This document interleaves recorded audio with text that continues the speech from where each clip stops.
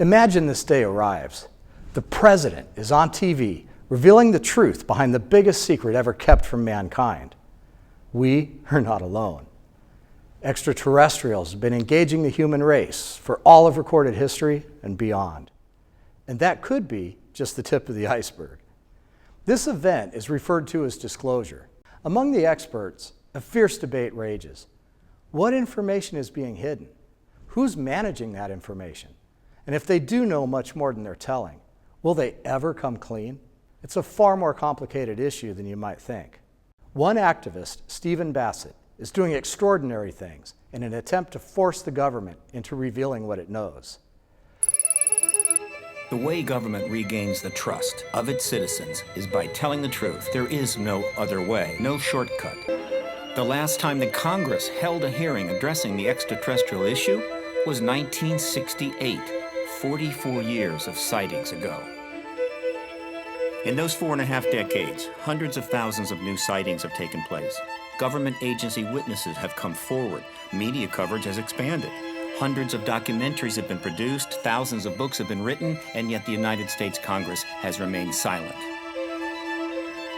So for a period of 5 days, at the National Press Club in Washington, D.C., 2 blocks from the White House, and 12 blocks from the Congress of the United States, we're going to conduct a citizen hearing on disclosure of an extraterrestrial presence engaging the human race. 40 to 50 witnesses of high rank and station from military, from agencies, and possibly from intelligence services, along with the top researchers in the world, will give 30 hours of testimony to 5 former members of the United States Congress. The motto of the citizen hearing is, if Congress won't do its job, the people will. From Australia to Norway, Japan to the U.S., thousands of people have reported seeing unidentified flying objects. 1, 2, 3, 4, 5. And produced pictures they're convinced can prove it. Several hundred of the believers assembled a few blocks from the White House to present their findings, including a former Canadian defense minister. I say without equivocation, we are not alone in the cosmos. We have neighbors.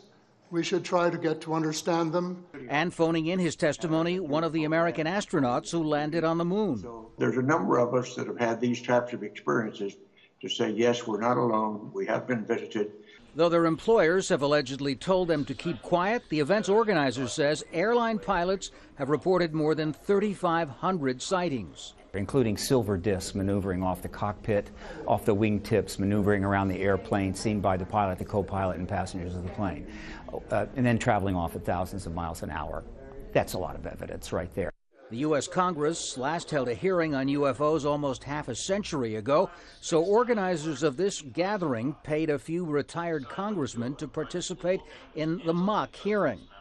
You have to be very arrogant and presumptive to believe that this is the only place where life exists in a universe this large. 2 years ago, the White House issued its only response ever to the ET reports. It said the U.S. government had no information of alien visitation to Earth, nor was there any credible evidence of a cover-up. The Pentagon has repeatedly denied the legendary story of a spacecraft that crashed in the New Mexico desert back in 1947 with an alien passenger. But the FBI has confirmed that in 1950 it passed on a report of 3 flying saucers recovered in New Mexico. It apparently never followed up on that report. Polls show nearly a quarter of Americans believe that Earth has been visited by extraterrestrial beings. UFO disclosure lobbyist Stephen Bassett says the U.S. ought to unveil its ET secrets before some other government does. There are significant geopolitical consequences for the United States if it is not the first nation to end this truth embargo, which essentially it began. Though the White House has dismissed a petition demanding a full UFO investigation, that won't stop a small but vocal few from maintaining that the truth is out there. Tom Ackerman, Al Jazeera, Washington. Now, a year later, Stephen Bassett is here at the Bigger Questions studio, and we're going to talk about what's next. So, Steve, the citizen hearing on disclosure, arguably the most well-orchestrated event in the history of trying to get the government to talk about the extraterrestrial presence affecting the human race. And it was a long time coming for you. How did it feel? Given it took 12 years to put that on, and given that back in 2000, late 2000, early 2001, I knew how it would go. It was one of those things where you have a sense of something and you're positive it'll go a certain way. And then 12 years later, that's exactly what happened. I attribute that to the basic concept was so sound, and that we did it the way it was conceived, which is we had the best researchers, we had best witnesses, and we had former members of Congress. So yeah, 12 years is a long time to wait, but the fact is that had I done it or had the opportunity to do it in 2001 or 2 or 3 or 4, it would have been a mistake. It would have been too soon. I don't think it would have had the impact. More needed to take place. And so when we finally got the funding to do this in late 2012, put it on in 2013, that was the time. The Cosmos seems to have its own schedule, Ron. It doesn't match up with my schedule, which is usually to do it tomorrow. But invariably, it seems to be the right way. So after 12 years, we completed this event, completed this project. And I will say, it does sound like I'm bragging, but in all of the years that I've been in this, I've never seen a response like that. The response to this, which came in from around the world in emails, some phone calls, so forth, was unlike anything I've ever seen. People were extremely emotional in their reaction to it. And the reason for that was fairly simple. This was the first time for many of these people that they actually felt something had happened that could really take us home. It wasn't just more wheel spinning.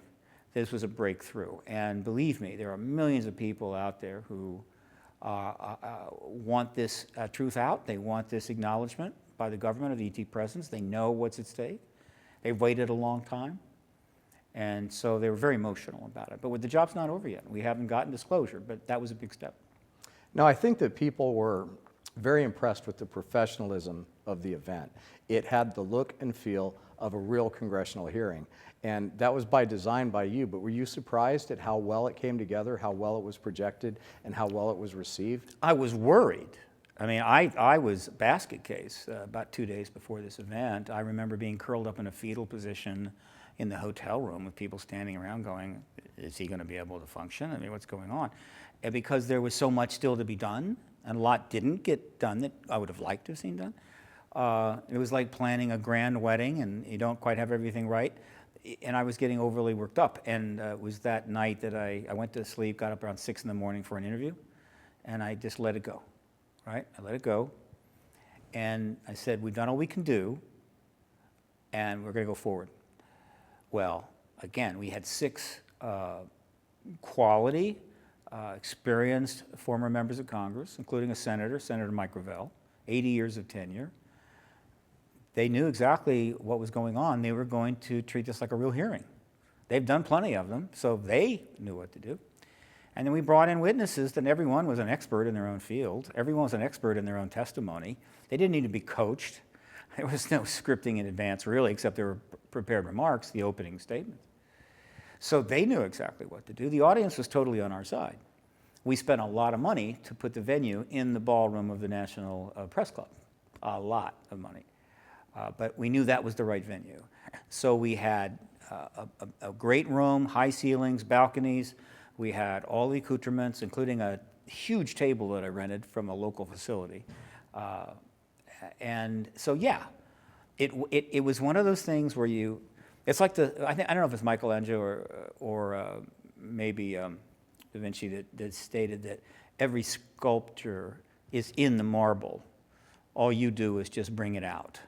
Right, it's already there. And in this case, yeah, the event was already there. All we had to do was just let it come out. And yeah, it came off exactly as we'd hoped.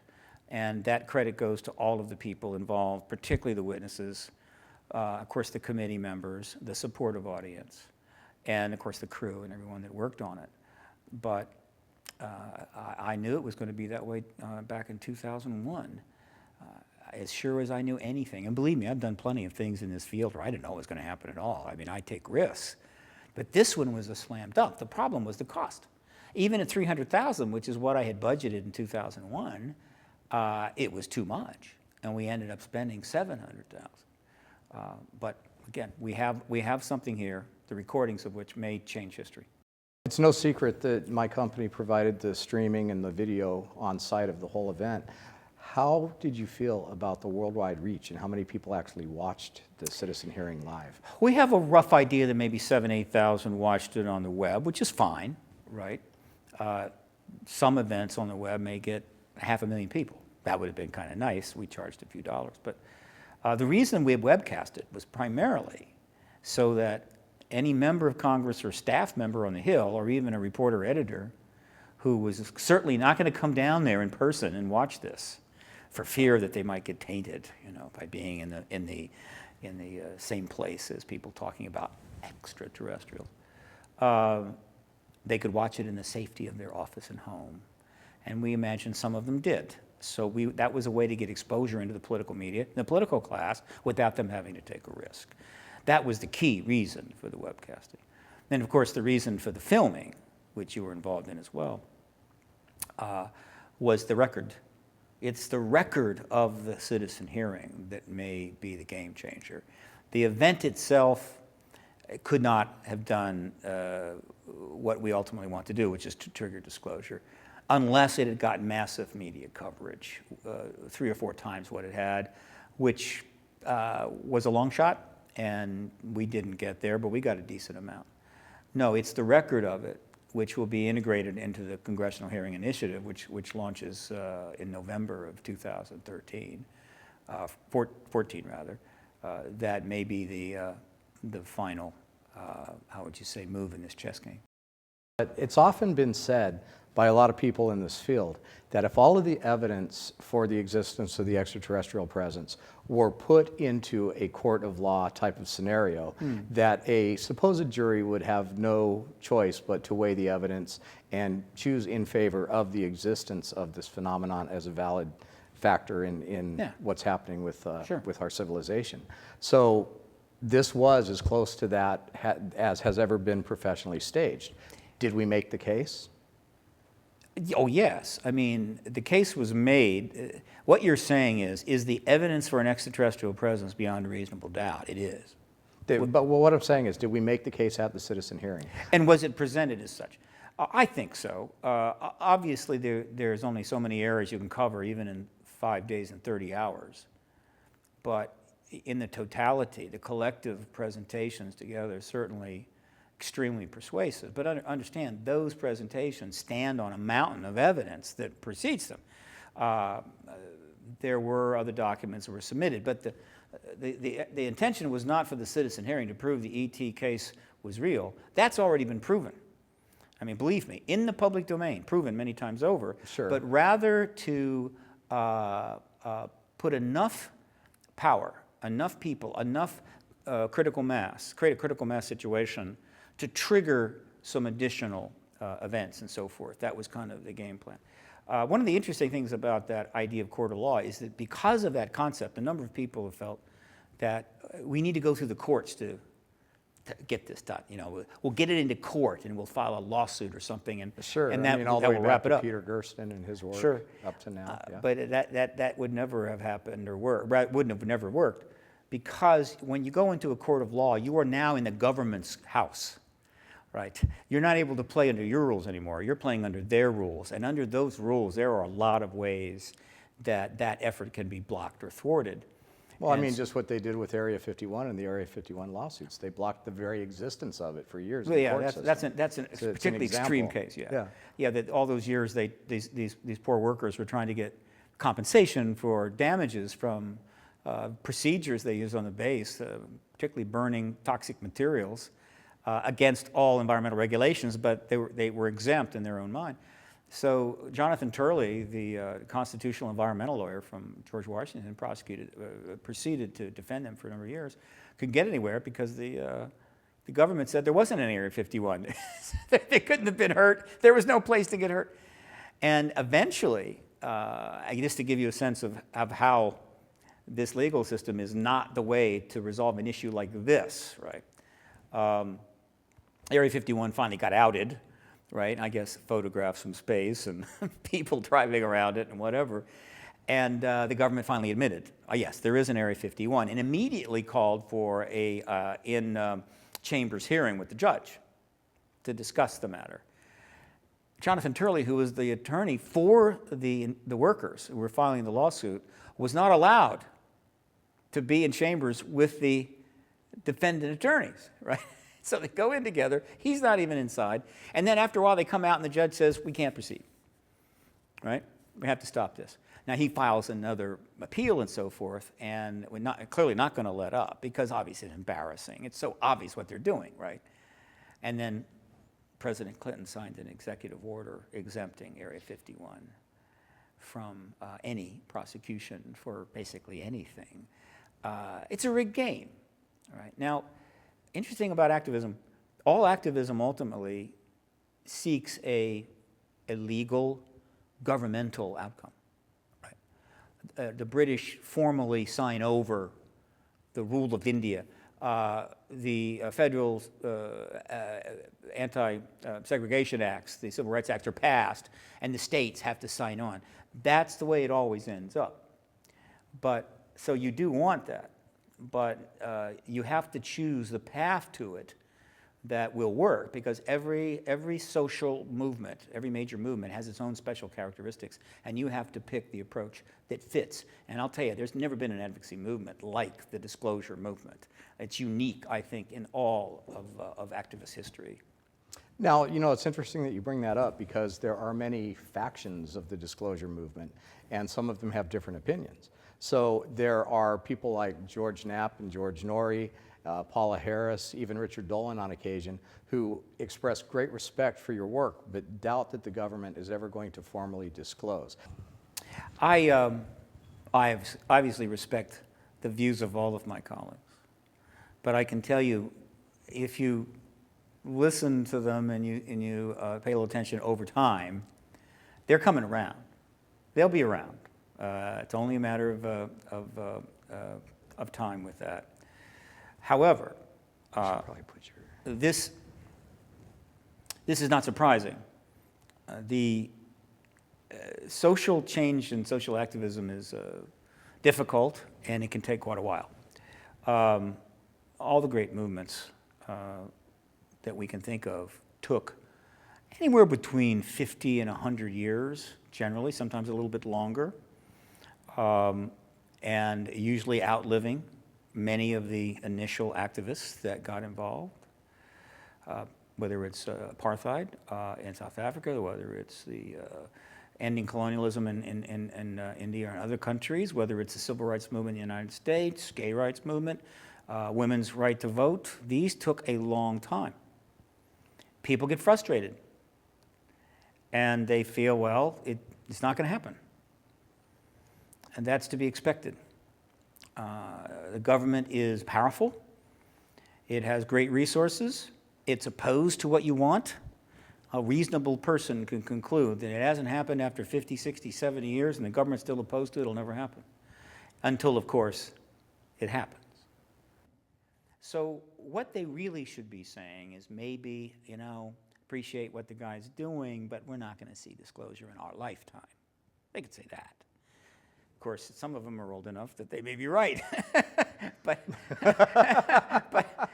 I think we'll have disclosure within the next 12 months. Within the next 12 months? Yeah. But I'm not guaranteeing it. I'm just saying I feel really good about it in the next 12 months or less. When we did the first X conference and there was a new president, there was a sense that maybe that was going to happen. Mm-hmm. And then when we did the X conference after that, there was a new president. And there was a sense that maybe that was going to happen. And so there's always been, in the time that we've been working together, this idea that disclosure was near. But for some reason, there seems to always be some sort of outside force that comes in, a political event, a world event that causes the time to not be right. But you're still optimistic, 12 months. I wouldn't go that we were saying disclosure was near. Really, the way it was being presented was windows of opportunity are opening.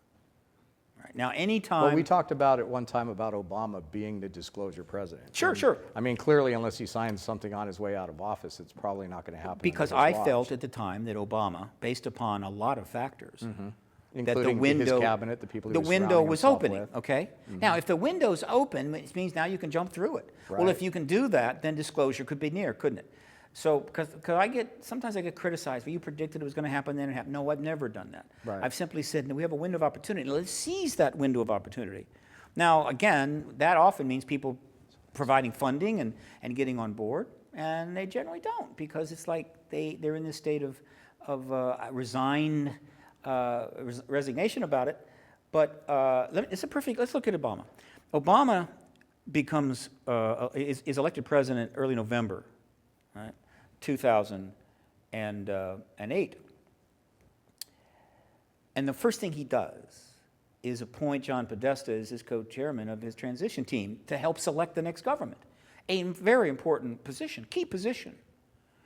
And he and everyone else knew that Podesta had called for the release of all the UFO files in 2002, 2003. And they also knew, because Grant Cameron and I have been pounding the issue for 10 years, that Podesta was on the advisory team of Clinton when Rockefeller was pressing Clinton to release all the UFO files and essentially end the truth embargo. Lawrence Rockefeller, a close friend of the family. That went on for 3 years. They never talked about it. Podesta's never acknowledged it. But everybody knew it, right? So Podesta's connected to the UFO issue. He's connected to the Rockefeller Initiative. And in spite of that, Obama makes him the key person in the transition team. And then what happens? Who do they select to be the Secretary of State? Hillary Clinton, who was the wife of Bill Clinton and involved in the Rockefeller Initiative, knew all about it. She was involved, never said anything, never acknowledged it. And then who do they pick to be the Secretary of Defense? Leon Panetta. And Panetta was the chief of staff during the Rockefeller Initiative.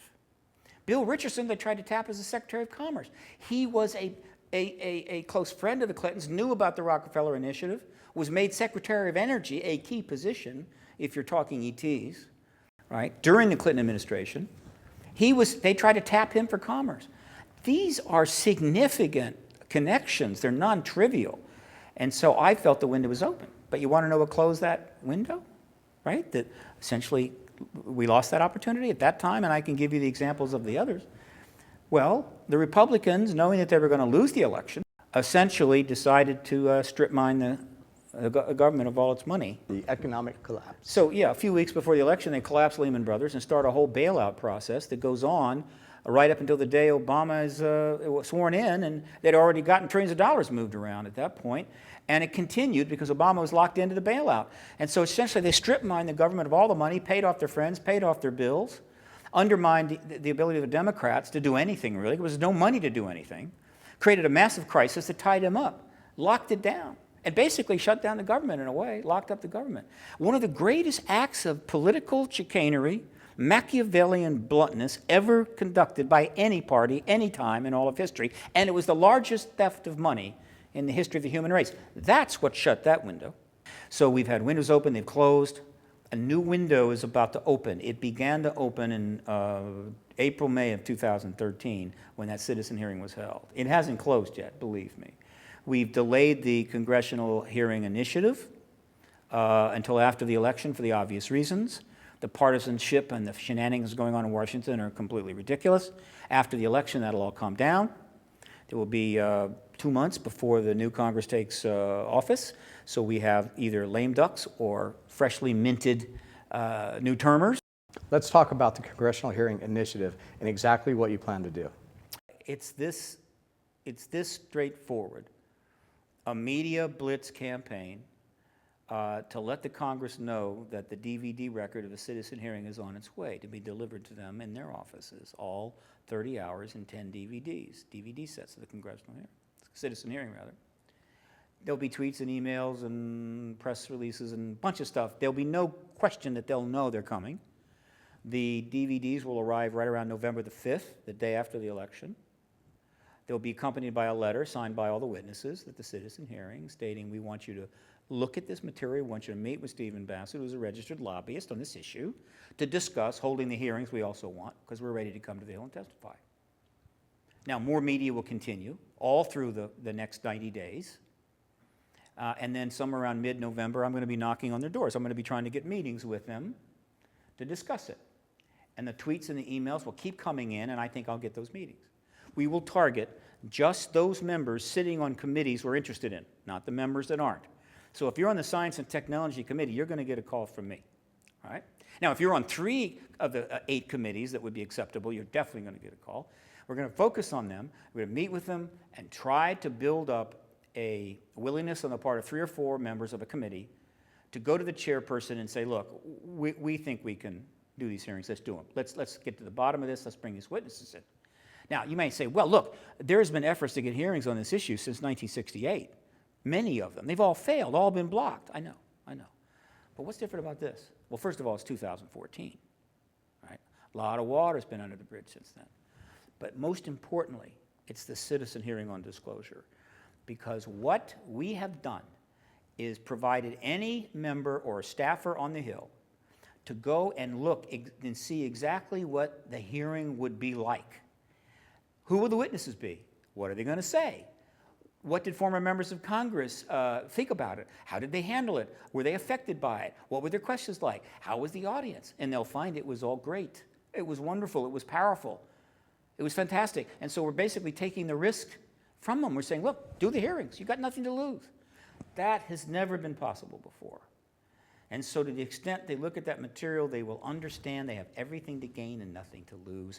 If the hearings don't go well, nobody's going to care. And if the hearings do go well, they will go down in history. And it doesn't hurt that when I arrive in Washington in November, I will be dealing with the most criticized and, what's the word? I'm trying to be kind here. The most distrusted legislative body in the developed world, running at about 10 to 11% approval rating, which is lower than dirt. Right? They can't watch television without seeing jokes about them every single night, practically. So they have got nowhere to go but up. So I'm going to say to them, look, do this and watch your approval ratings go to 20 or 30 or 35 or 40%. Do this and get some emails from your constituents thanking you for being so truthful, for having the courage to do the right thing. Arguably, there's powers that be that have been the guardians of this secret for as long as it's been a secret. Do you really think that going directly to Congresspeople and making the case and doing everything you can to the political body that has the public persona is going to alleviate the influence of these invisible powers? Not directly, but you see the target of all this from the beginning. The fundamental, I guess target is that's the wrong term. Let's use some of the term. The ultimate intended recipient of all of this is not the Congress. In a way, it's not even the president. It's the media. That has been where we've been going all along. It's the media that's going to end the truth embargo. Because the media has a fundamental mission statement to what? Get news, report news, break big stories, get scoops, win Pulitzer Prizes, get ratings, make money. That's his mission statement. Now, sometimes it doesn't serve that statement well, sometimes it violates its own ethics, but overall, that's what the media does. The Congress has a very different mission statement, which pretty much now is just staying in office. That's it. Beyond that, they really don't have anything to do. So, no, it's not them that I'm really looking to. It's the media. Because the media has been contained by the truth embargo for 6.5 decades from really doing their job. I think that's what I'm trying to get to is who is the guardian of the truth at this point? It's not the Congress. It's not the military. Who is it that is going to be the one making the decision to disclose? Who's the guardian of the information right now? I call it the managers of the issue. The issue is managed in the deepest levels of the national security structure. So inside the NSA or inside organizations that we don't Inside even the whole know thing. about? In other words, you have a classified world now. Right? You have the above ground aspects of it, like icebergs. Mm-hmm. There's even more underground than there is above ground. Sure. All right, so within that vast underground, quote, world, are committees, I call them cross-agency committees, that manage this issue.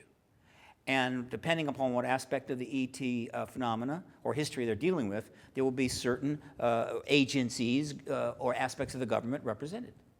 Maybe an individual from each one, and they provide their expertise, and they try to come to decisions about how to act with very little paper trail. And it's very likely that the agency they're representing doesn't even know that they're on this committee on this particular issue. Right? All that's needed is their expertise. That's how it's managed. No paper trail, completely sub rosa, solid, highest classified issue in the United States. Are they the guardians? Well, they're the managers. All right. Now, but they aren't the only player. There is another major player, and that is, of course, the President of the United States. We have these stories that some presidents are informed of this reality and some presidents aren't. Some presidents were briefed. Right. Some were not. Just because you haven't been briefed doesn't mean you know there's an ET presence, because all you have to do is go on the internet and watch cable television to know that, right? But not being briefed is a significant thing. The Congress is not being briefed anymore. The intelligence committees are not being briefed. They couldn't get into one of the underground facilities if life depended on it. Neither could the president. Right. So I guess the question that I'm trying to get to is, how does going and bringing the case to the media, bringing the case to the people, bringing the case to the Congress people, who arguably really don't have any power in this situation, how is that going to force the managers of this information to reveal what they know to the masses? Ready? Are you ready? I am ready. This is actually very simple. It's not rocket science. The Congress agrees to hold hearings, meaning they have agreed to bring 30, 35 of these former military agency political witnesses with high rank and station and security clearances up on the Hill to hold their hand in the air and declare to tell the truth and nothing but the truth under the risk of federal perjury. And the media learns this. The media will go into what we call feeding frenzy mode. Those hearings, if they take place, will be more covered, more filmed than any other hearings ever, including the McCarthy, Iran-Contra, Watergate, worldwide. Because you see, that fact that these people are now going to testify to actual congressional committees on the issues that the media already knows are out there. We've been feeding this to them for years. It legitimizes it. It makes it a real news story, and the containment of the truth embargo no longer applies. It breaks down at that point, and they go into full media frenzy mode, which is breaking stories, getting scoops, building audience, winning Pulitzer Prizes. Bill Clinton discovered this. He did not have sex with that woman. Well, that was all part of a vast right-wing conspiracy. I mean, we all know that.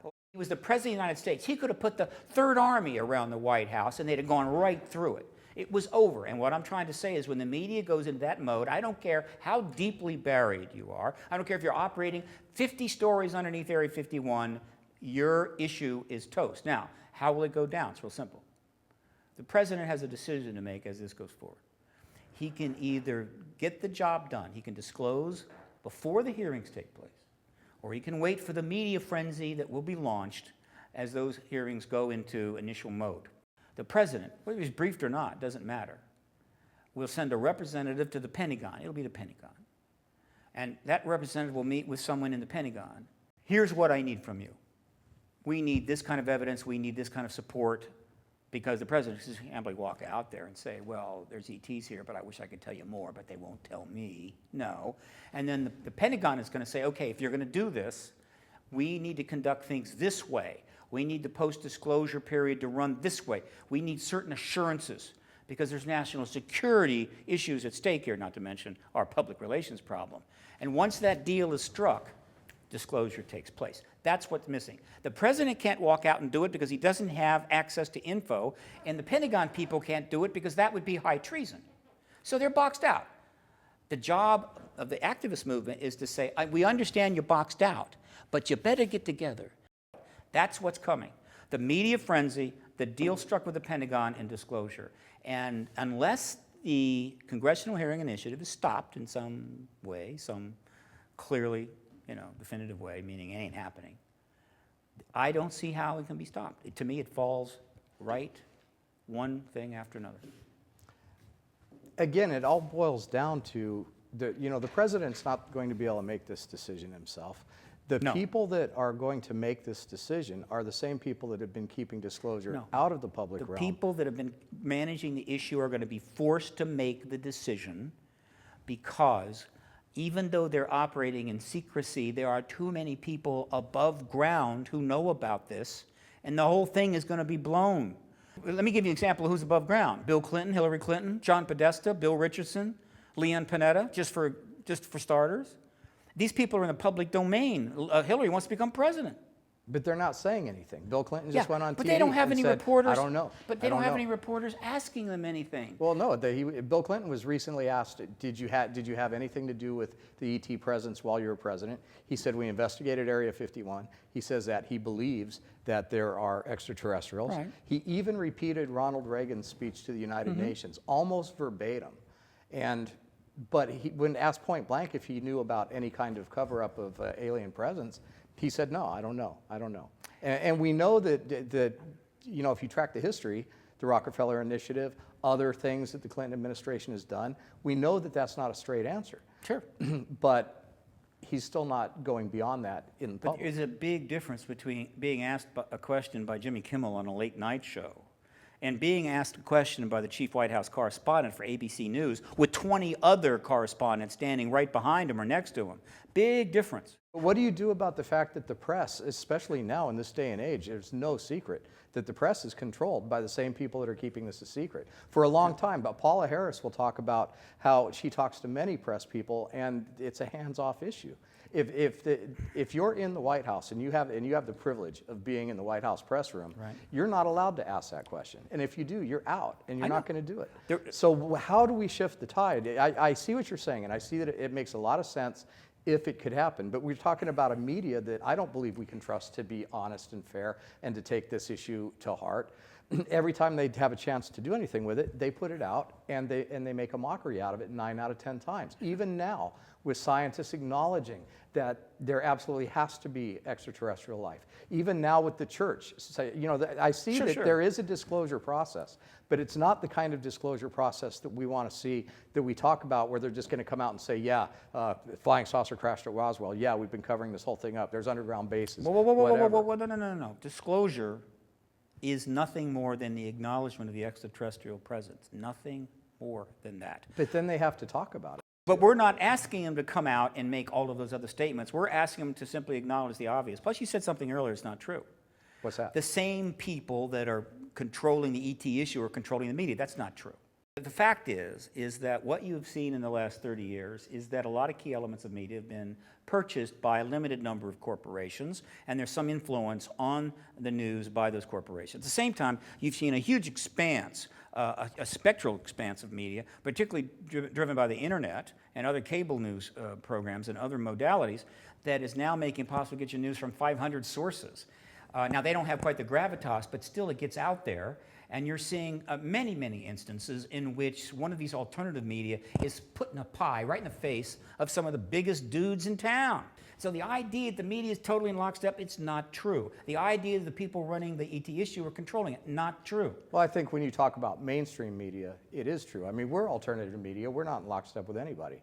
But mainstream media, the major networks, the major outlets, the people who communicate news to 98% of the world's population are being controlled by a very few people, and there is a very good chain of evidence that says that they are puppets of the government, puppets of the corporations, and basically puppets of people that are in power, organizations that are in power, just like the ones that are keeping this a secret from the general population. Again, this is an extremist interpretation of the media reality which serves the idea that you can't win.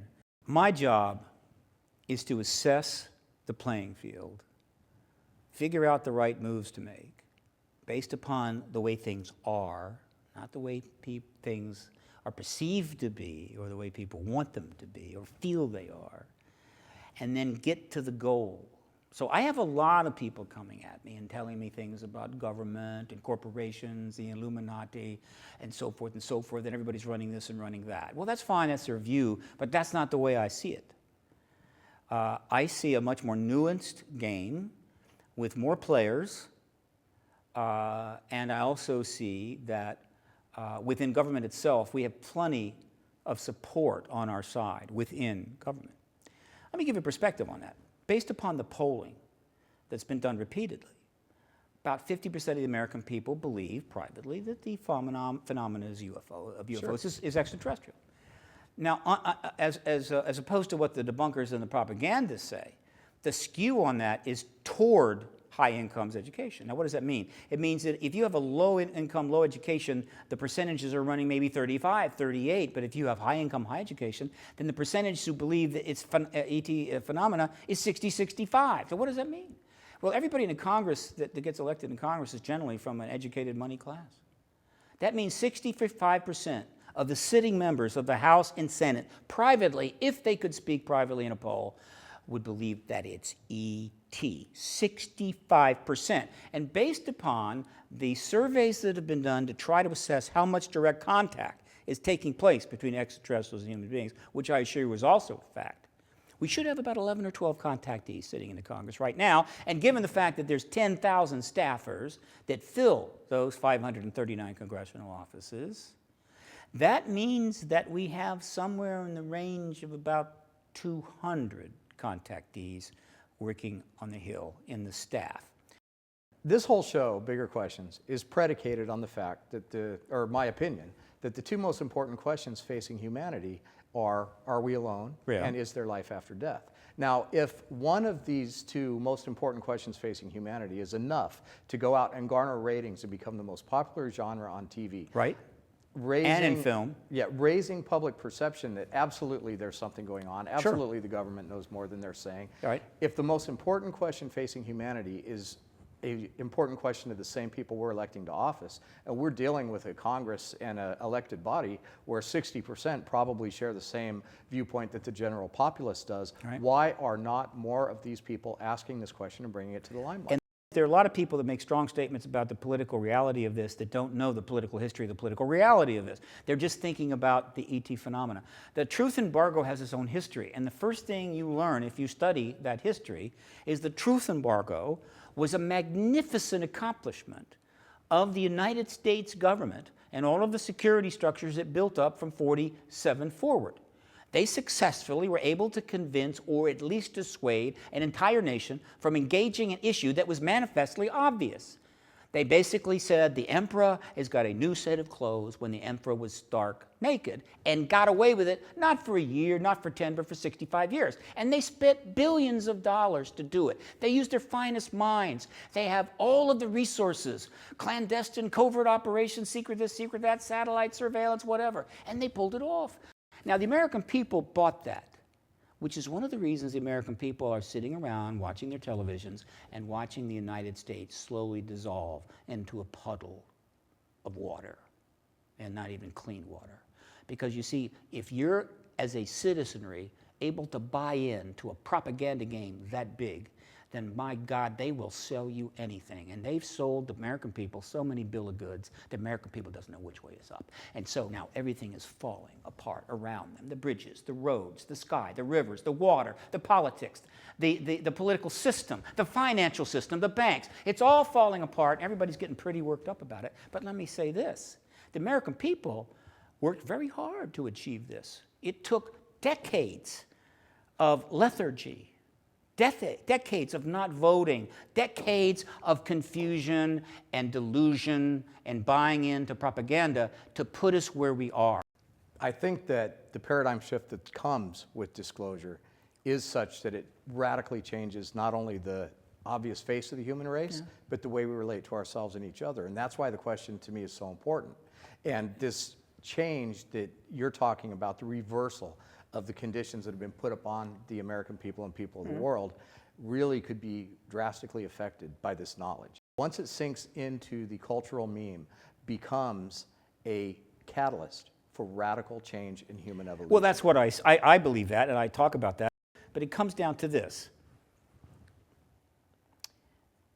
As of the 20th century, starting primarily in 1945, though it really goes back to 1900, the human race started to run out of cards to play. It used up its skill level. Peter principle was fully in play. Male-dominated society with a male point of view in an old paradigm reality simply couldn't cope. Not surprisingly, things started to come unglued. Right? And it's been a slow process, but it's been a pretty obvious process. And people are worried. They're scared. They're building bunkers. They're storing water. They're storing food. They see terrible things coming, and they should, because we no longer have the ability to deal with the world as it is unfolding anymore. So what do? Read a good book, follow some demagogue, have a personal epiphany. What do you do? What do you do when 7 billion people suddenly find out that they can't cope with the realities of the world they now live in? You need to reboot the whole system. You have got to have a major system change, and it has to happen quickly because we are at the threshold of too many tipping points, as everybody knows. We could have started on this project in 1900 and be well along the way, but we didn't. We have pushed that can down the road, a barrel down the road, and now we're facing the stark reality. What's it going to take? There's only one thing that has the potential to essentially create and launch a system change, and that is the extraterrestrial announcement, the confirmation that we're not alone. Not only that, the confirmation we're already being engaged by other ET civilizations. That announcement essentially shatters the glass, rips the curtains down, and from in front of the powers that be and all of that, and everything becomes possible. Now, under those circumstances, in that new system or that new state change is when reform takes place. And that's the best way. In the early days, in previous modalities, the way things change is that you have to have a revolution and people come burn the Capitol down, kill everybody, and we start over. We don't have to do that now. Disclosure should and would lead to the greatest age of institutional reform in history, in which everything gets re-examined and everything starts to get changed to reflect the new world, the modern world, right? And now I'm talking religion, finance, government, name it, it will be under scrutiny and potentially all reformable. It will be extraordinary. That's what I'm interested in. That's what I'm looking forward to. I already know there's ETs here. Being told there's ETs here is utterly redundant. Okay. Even having them visit, not particularly profound. But this age of reform, I'm interested in. When we talk about the government making this official announcement or disclosure, and we say, well, the government is going to announce that there is an extraterrestrial presence, and then we talk about in the same group of sentences about the media frenzy that would come after that, that is not going to be an acceptable, they can't just leave it at that. No. So they're going to have to address details. So let me ask you now, on a point-by-point basis, about different elements of the cultural mythos and how you think that plays into what may or may not be true. This is your own personal opinion. You can comment on it if you want to or not. Okay. But, Sure. Okay, so government knowledge about the abduction phenomenon. That will come out, but it won't come out right away. But you do believe that there is an abduction phenomenon? Oh, absolutely. And the government does have knowledge? Absolutely. Government's participated in it, and that's going to be a real public relations problem. But that will come out later. In general, if I were running the disclosure campaign for the government, you make the announcement, and then first you start bringing out good stuff, right? Safe and good, people are happy, and then you start bringing out the bad stuff a little bit later. They will. They have plenty of expertise here. I actually know that they've run this by at least one major PR firm already. This was like 10, 12 years ago, maybe even longer, about 15 years ago. Sure. So they've done the game playing on this. They have a pretty good idea how they would handle it if they do it. And I assure you, they will handle it in a way which is optimal to their image, to them, all right? And that's fine. I'm down with that. It's all right. I'm not asking that the government come out or the people in this issue walk out in the White House lawn, get on the ground, put their nose in the grass and flagellate themselves. I want them to just bring the information out. If they want to do it in a way that's sort of favorable to them, no problem. But ultimately, the information comes out, one of which will be there is contact of that nature, abductions and other types of contact. But will that be on day 1, 2, 3? No, it'll come later. Okay. Government knowledge of extraterrestrial influences on humanity's earliest roots. Later, definitely later. But you do believe that? Well, the thing about that is that while it's definitely in play and it's certainly got some evidence, it's impossible to prove conclusively. And so it's not as if they're pinned on that. I mean, they can simply dance around it and say, it's possible, we don't know for sure. Have you got any, videos from 200,000 years ago we could look at? No. However, obviously, everyone that is engaging that issue and researching that area will suddenly have a lot of attention, maybe even funding. And so don't be surprised if a lot of information starts to emerge post-disclosure. But that's not a particularly serious PR problem for the government. Okay, but you do believe that, from your knowledge and your time in the field, that there has been interference in the evolution of the human race by extraterrestrials in our distant past? I don't think it's been proven beyond a reasonable doubt, but there's lots of evidence that it's likely. And one of the problems is we don't know exactly what that influence was. And so you're really talking to a general issue. Did they influence or not? And hey, the fact is, until you got some really solid proof, we may not know that one until the ETs are in open contact with us. But would I be surprised? No, not at all. And but I can't go in front of an audience and say absolutely it's a fact yet, but it's certainly solid. So the existence of multiple extraterrestrial races, all with different interests in our planet and our people. Well, that's contact. I think initially the government's going to focus on, well, all right, yeah, you're right. They're going to be asked about the details of this, quote, presence. And I think they'll refer to the fact there's more than one species. I suspect they will. They'll be asked details about that. They'll probably demur on that. But they will probably acknowledge multiple cases. They will be asked if they're good or bad. They'll probably demur on that and try to play it down the middle. So let's cover a couple more. The existence of an ongoing exopolitical program, extraterrestrial diplomacy. Oh, you mean government deals? Are there deals between governments and ETs? Well, I don't think that's been proven. I think there's evidence. I think I wouldn't be surprised. It's a definite public relations problem. There's no question, depending upon the nature of these deals. Some of the scenarios that have been put forward are really problematic. Sure. So if there are any such deals, those are the kind of things that will be essentially shielded under the national security screen. Now, understand, every time they do that and say, look, we can't go into that because of national security, people are going to scream bloody murder, but the way they'll calm them down is to throw them some more red meat. Okay, but we can tell you this, right? And so they go, okay, fine, tell us this. And so again, they're going to put off the really tough stuff as long as they possibly can. But they are fighting a losing battle. Okay, so one more, Mars. Do you think that there's going to be a disclosure that they know a lot more about potential civilizations on Mars and how it might apply to the human race? Don't think Mars, don't think Moon. It's about NASA. Ultimately, NASA will have to come forward and explain their actual role since it was formed in 1958 and explain that under the National Security Act, they had no choice but to comply with the Pentagon's directives on all things extraterrestrial. And we knew this, we knew that, we were really sorry we couldn't tell you, but we couldn't. And they couldn't. Under the law, they couldn't. But of course, they've had to lie, and they've had to do a lot of things, and of course, the agency's legacy will be blackened, perhaps forever. Some will be understanding, some won't. But are there artifacts on Mars? God, there's been ET civilizations in the galaxy for millions of years. I imagine they've left something on Mars and the Moon and everywhere else. So no, I'm not shocked at that. Could NASA have told us if they had found a jute box in a crater on Mars? Of course not. They couldn't tell anything. Could SETI tell us if they found one of those signals they've been looking for with millions of dollars? Of course not. No, a lot of people don't know that SETI actually has an obligation to the government to report to them first. Of course. SETI would never tell us if they found a signal. And so, yeah, part of the damage done by the truth embargo is to massively compromise some major elements of our science.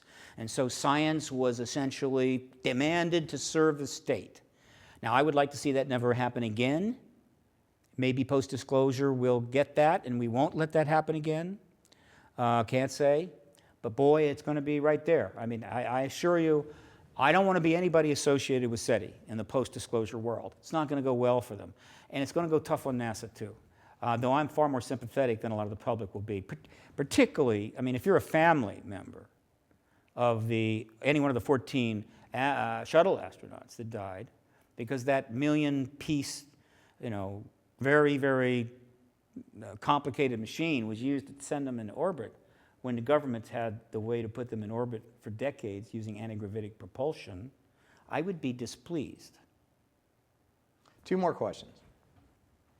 So, out of the citizen hearing testimony, as the event unfolded, what actual elements struck you the most as being the most profound? the most important evidence at the the citizen hearing on disclosure was the testimony from the Air Force officers about the nuclear tampering incidents. And we only had like 4 or 5 there. There's 20 or more and more in the background that could testify to this. Nuclear tampering has been going on for some time. It's the biggest, I guess you could say, government issue, and without question, major news. And they managed to even keep the news media out of that.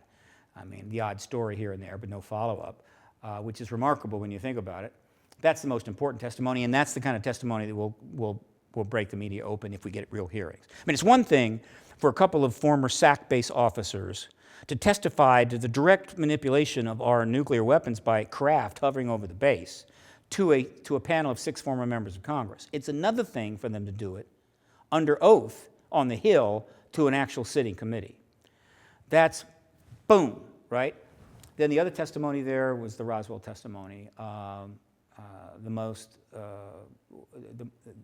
The best known incident in all of history, the one that people have the most emotional connection to. For the first time ever, we had Jesse Marcel Jr., his son and his daughter, testifying on behalf of not only Jesse Marcel Jr., but also their grandfather, Jesse Marcel Sr. This was a very powerful moment, very poignant. That was significant testimony. And then, of course, the pilots panel. Some of the most important evidence in the world is the pilots database, compiled primarily by Richard Haynes while he worked at NASA, which currently resides in the files of NARCAP, where it's kind of sheltered away, to my dismay. And these are the pilots that were coming to Richard during all those years when they weren't allowed, still aren't allowed, to talk publicly about their sightings because they would lose their job or they would lose their flight status. That happened years ago when they got cut off from that, meaning there's nothing out there, but if you see anything, you can't talk about it, right? Fascinating. And so those reports accumulated, there are 3,500 or more, maybe 4,000 now. That has never really seen the light of day. It's referred to from time to time. It's incredibly important evidence. So we highlighted that a little bit in the citizen hearing. And of course, I want to see Richard Haynes on the Hill in front of a real committee with that database sitting right there on the table. How did you feel when Mike Gravel actually let it slip that we have a Space Force and then was kind of shut down by Carolyn? I was pleased that Mike said that. I was mostly pleased at how remarkably changed the panel was. They came in on the fence, and believe me. We gave them a number of books and so forth to review, top quality stuff, but they arrived on the fence on this issue. I had no accolade. I had no sense that any of them considered this a issue of theirs or had profound knowledge. Within a day and a half, they were already transformed. Logically, it's obvious. Again, the power of propaganda and the reason why it's so dangerous is to make the obvious not obvious, to make truth falsity, to make black white, to make peace war. Great propaganda does that, and we know that. We've seen it in history. We've read books. We know all the books that get into that, and yet it still gets done, and we still get taken in. And these people clearly said, we're going to respond appropriately to this evidence, and they did, and that's all there on tape. So, Steve, I think one of the most successful signs that emerged from the citizen hearing was the panel actually urging the United Nations in an official capacity to take on the investigation. It was notable. The committee did 2 things to show their personal, sincere desire to see this issue advance. One was they agreed to sign a letter to the VA on behalf of Jim Peniston and John Burroughs, who can't get their medical records from the Bentwaters incident because they're classified, but they won't tell them why. Okay, who classifies medical records, right? Well, the reason is because they were probably mishandled and maybe even manipulated using drugs by the debriefers, and they don't want to have to talk about that. It's just same exact thing with Area 51. What base, right? You know, you got cancer? We're so sorry. What base? Who are you? Where did you come from? Same thing. Well, they signed a letter, and then they also agreed, and this is on day 4, that something more needed to be done. They felt the UN was the place to go. They signed, we wrote up a communique, Mike Gravel and Carolyn Kirkpatrick. They signed it, and this communique asked that PRG, which is Paradigm Research Group, which produced this event, form a nonprofit, a foundation, which has been created, Citizen Hearing Foundation. And that it raised money to drive a UN resolution process. That foundation has been created. We haven't raised that money yet. It's on a back burner. Right now, the Congressional Hearing Initiative is forefront. The UN should be involved. I don't think it's going to get involved until after disclosure. And so my thinking is that we will fund that foundation and we will pursue a joint resolution, but it will be a joint resolution in the post-disclosure world designed perhaps to help the United Nations get involved when a lot of the big shots don't want it involved. They don't even want it around. And so the question is, will the UN be able to play in the game? Unless it's replaced by another global organization, better suited perhaps for the circumstances of today. The UN was founded a long time ago to service the Cold War and not true global issues. Then the UN should be involved. And so, but your point is that they did that, and I'm grateful to them. They did everything I could have asked for them. They worked 5 solid days. I assure you, the amount of time they sat on hearing for those 5 days exceeded any days of hearings, 5 days of hearings that they I don't know if they ever sat in 5 consecutive days of hearing that long, ever on the Hill, but they were there. And 2 of them were in their 80s, 2 of them were in their 70s. Mike had serious medical problems, and yet they did it, and they did their job. I ask no more of them, but I do expect that they will get involved down the line. I think that the responses that I got from them and the enthusiasm and the amazement that they carried after hearing all the testimony almost guarantees that they will. They spoke often of I think there's a way, but it has to be the right way. In other words, I'm not going to use these people. Right. There has to be something appropriate, and to the extent that will happen. One of the things I hope to do is at the appropriate time in the Congressional Hearing Initiative process, sometime in November, we're going to send a letter to all the committee chairs. Remember, there's 8 of them, just 8. And that letter will be signed just by former members of Congress and maybe some political figures. Again, entreating the committee chair to, okay, hold the hearings. Okay, come on, hold the hearings. So that's something they can do. We'll see. And then at some point, they'll probably give interviews and speak out more. But they did their job. Their place in history on this issue is assured. Now, finally, the last thing I want you to comment on is there's a lot of people that think that disclosure is happening as we speak, through the body of evidence that's emerging through the media, through the public opinion that's escalating in favor of believing that this is a fact. Do you think that there is a combined effort to bring about a public awareness of this fact, raise public perception to a point where the numbers weigh heavily in favor of the public already believing this, and then at some point the government says, oh yeah, it's true, and the public is generally so educated through alternative sources of information that they just say, well, yeah, duh, thanks. You know, look, small d disclosures have been going on since 1947, really, consistently, constantly, globally, all right? It spikes here, spikes there, maybe moves geographically from time to time, but small d disclosure has always been going on. And there's no question in my mind that, one, a lot of that is part of the inside people who favor a process to advance that process, but on a slower time schedule. You know, there were people back in the 1950s who said, look, we need integration in the South, but let's don't rush it. We don't want to cause too much disruption. Let's play it out, maybe 20, 30, 40 years. And a lot of people are saying, no, it's going to be tomorrow. So that's been happening.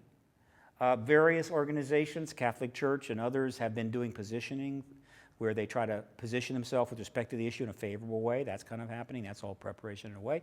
And then I believe, I can't prove it, the ETs themselves are pushing this process. The way they conduct themselves, the things they do, I can only explain it in a lot of instances as pushing us, prodding us with a stick. Yeah, keep going, keep going, keep going. Hurting us, in a sense. Though that's a little harsh.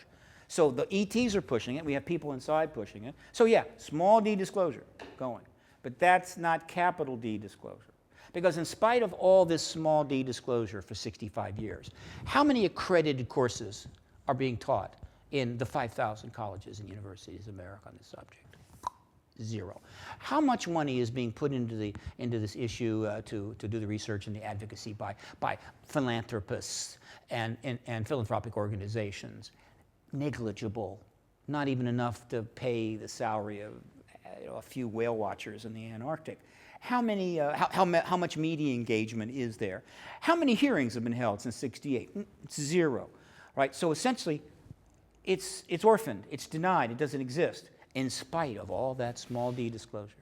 Because, and this again is in conflict with many of my supporters' views, which I believe comes from anger and frustration, the government does matter. You may not think it matters. You may think we'd be better off without it, but sure you don't want to live without that government. Because if you ever live in a country without a government, you are basically in Somalia. Only worse, because we've got more guns here than they have in Somalia, right? And so government matters. If government wants to declare war, it does. And if it wants your sons to go fight it and your daughters, it takes them. If it wants your money and taxes, it takes it. Governments can mess you up every single day. So this idea that it doesn't matter is ridiculous. And so it matters if the President of the United States acknowledges ET presence, or the President of Russia, or the President of China, or Brazil, or France, or Germany, any of those, it matters. It will alter the engagement of the issue, it will bring resources, it will start an education process that will be extraordinary and surpass anything we've seen before. And that's the way the world works. I mean, I got people that come to me with utopian ideas. Steve, if you could just create utopia, we could solve this problem. And I'm going to say, well, they've been working on utopia for 12,000 years. They haven't got it yet. So if you don't mind, I will just work with the real world. Or we will work with the real world and get it done, which is where all advocacy gets done, in the real world. Let's talk about the real world for just a moment, because a lot of people seem to think that that is the single biggest factor impeding disclosure. And that is that human society and human civilization has not evolved to the point where we can be trusted to be a part of a galactic civilization. I mean, obviously, extraterrestrials are part of a bigger, broader civilization. Many races, many planets, many galaxies. So it's us, ourselves, potentially, that are creating the scenario for disclosure. Until we get to a certain point on our own, on this planet, where a certain level of enlightenment and human advancement has caused this planet to exist in a much more we get our act together, harmonious way. we get to join the party. That's pretty much the question. Well, here's the problem. I could see that being an option. In other words, let the humans get to a better place, better for them, better for us, and we can bring them on board. But they'll never make it to that better place. Because you see, our consciousness evolutionary process, I'm afraid, is a tad slow. We invented the atom bomb in 1945. By 1986, that was 40 years later, we had 80,000, and they were hydrogen bombs. We started our bio research back in the 30s. Now we've got enough bio stuff to kill off everybody on the planet. We've got collapsing environmental issues. We don't have the time to evolve anymore. And that's just the way it is. That's the real world. And the ETs know it. That's why I believe they're driving this process now. Sure, they would love to go away. They live long. Let us get our act together, come back later. No, they'll come back to a pile of radioactive ash or a dead, every mammal larger than a cupcake will be dead because of 8 million viruses. The Gaia finally, decided to rid itself of this plague. And it's happening, by the way, if you know what I mean. It's happening. Sure. Gaia is, I think, morally neutral here. It's just that you guys are a plague and you must go. Boom, we're going. We don't have the time. Plus, look, don't worry about the extraterrestrials engaging us in a post-disclosure world. Like, we're not evolved enough, we're going to cause them a problem. We cannot cause extraterrestrials a problem. Not in the slightest, okay? So what you're saying, it sounds like, is that humanity's not going to evolve to some higher level of evolution on its own. And frankly, we're probably doomed unless an extraterrestrial presence steps in and helps us to get to the next level. Is that what you're saying? Bingo. Let me make it real simple for you. Every one of these ETs that are flying around, right, that are almost certainly interstellar, have to be interstellar. Sure. Unless they come from the future or the inner Earth or something. Yeah, put your money on that and lose your money. Every one of them used to be swinging through trees on some planet somewhere. Or they were microbes. They evolved like we did. They didn't spring full-blown out of the ether. They evolved. And so at one point, they were barely able to get up the road. Now they're traveling through the stars. So they must have obviously made a transition, didn't they? They went from not being particularly advanced and probably overwhelmed like we are until being able to go to the stars. It's very likely that they got some assistance from other civilizations that were ahead of them. What's wrong with that? We do it all the time here. We have nations in this planet right now that can't get their act together, and everybody's dying and starving to death, and we give them tech, we give them whatever. So they're going to help us. Why not? Totally logical. This is a point I need to make. It's an exaggeration that's no longer harmless. This idea that ETs are 1,000,000 years ahead of us. Well, yeah, they could be theoretically, right? They could be 1,000,000 years ahead of us because the age of stars is being what it is. But I don't think so. In fact, when you look at the extraterrestrials and the way they conduct themselves, the technology they have, and you look at our own physics, I don't think they're that far ahead of us at all. I think some of them may be only 500 years ahead of us, maybe 1,000, maybe even 200. We're on the verge of many of these technologies. Now, that is not illogical. Because, look, if you have a galaxy full of civilizations, which I believe we do, it's a big galaxy, and some of them are hundreds of thousands of years ahead or 1,000,000 years ahead, and then you've got little Earth, clunking along, The ones that are going to be interested in us are the ones that are close to us. They're not, the ones that are 1,000,000 years ahead, they don't care. They got other things to do. And so not surprisingly, we're being engaged by those entities that are relatively close to us in technology that we can relate to and they can relate to us. In other words, there are alliances undoubtedly in the galaxy. It's like lunch tables in high school. You got the 1,000,000-year-old civilizations, they're sitting at their table. You got the ones about our level sitting at our table. You got maybe 10,000 there sitting at their table. And you don't go and mingle at those tables. You stay at your table, you stay in your group, and you have a good time.